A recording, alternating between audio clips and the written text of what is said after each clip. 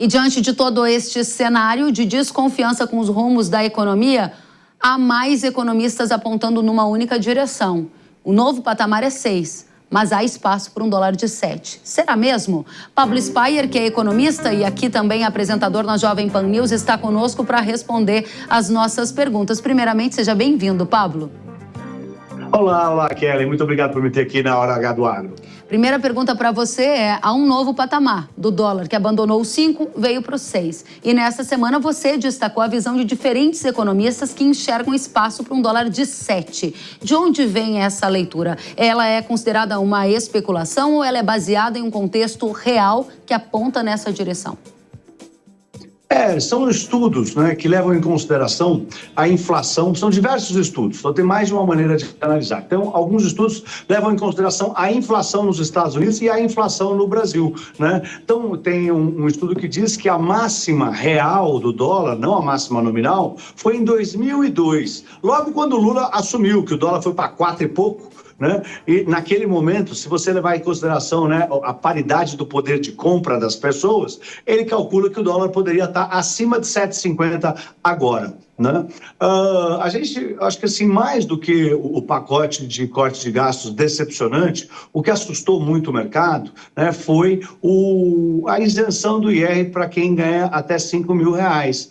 O que aumentaria o rombo nas contas públicas, né? O mercado, os investidores, o mercado, tem que deixar claro, o que é o mercado financeiro, né? O mercado financeiro são os investidores, nós somos o mercado financeiro. Todo mundo que tem dinheiro depositado no banco faz parte do mercado.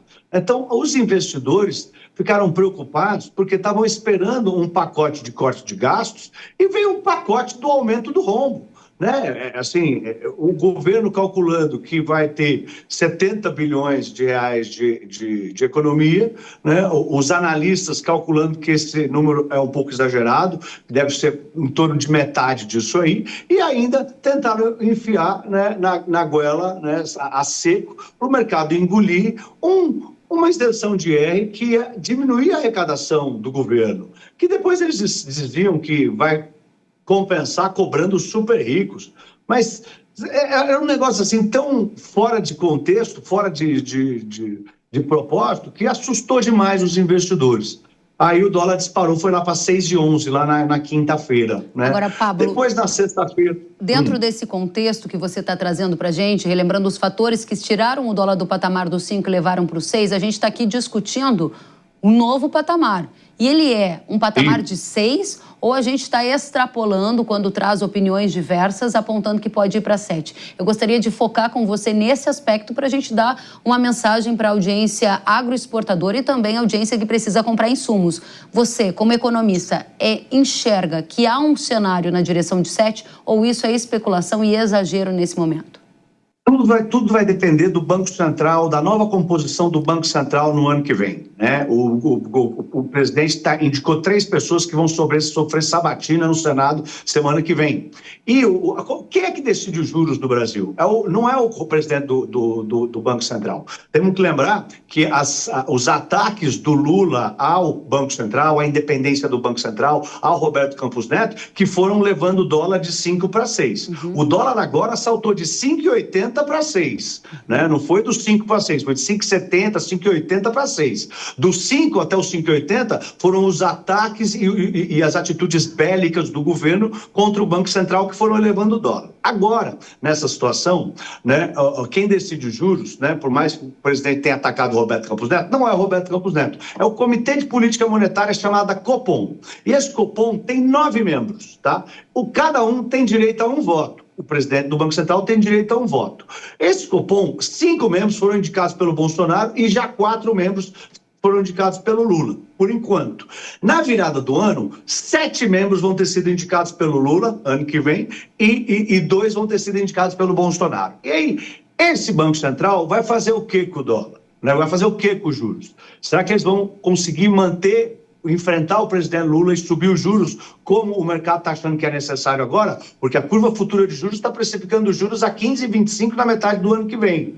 É daí que vai depender. Se o Banco Central cortar os juros como o Lula pede, né, como o Lula pede há 2 anos para o Banco Central cortar juros, o dólar tem chance de disparar para 7. Se o Banco Central tiver uma atitude técnica, né, tomar suas decisões baseadas no que o mercado está acontecendo, né, a inflação pressionando, o dólar disparando, aí você subir bem os juros, aí o dólar tende a se manter no nível de 6 e pode até recuar.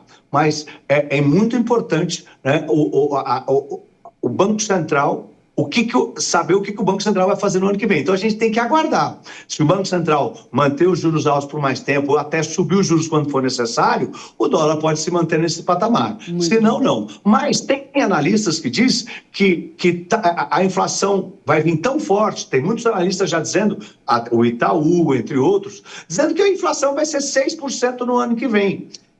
E que o Banco Central vai ter que subir os juros com força. Se não subir, o dólar vai disparar, vai para cima de 7,5.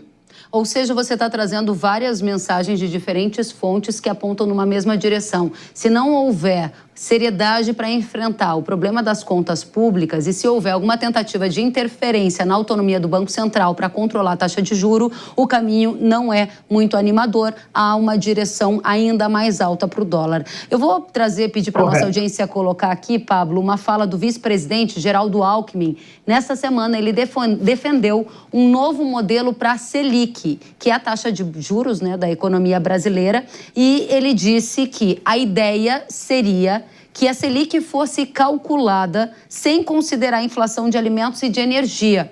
Segundo ele, sem estes dois elementos, aí seria possível ter um balizador melhor para avaliar a política econômica. Como você analisa essa, eu vou colocar de uma maneira muito sutil, sugestão do vice-presidente da República?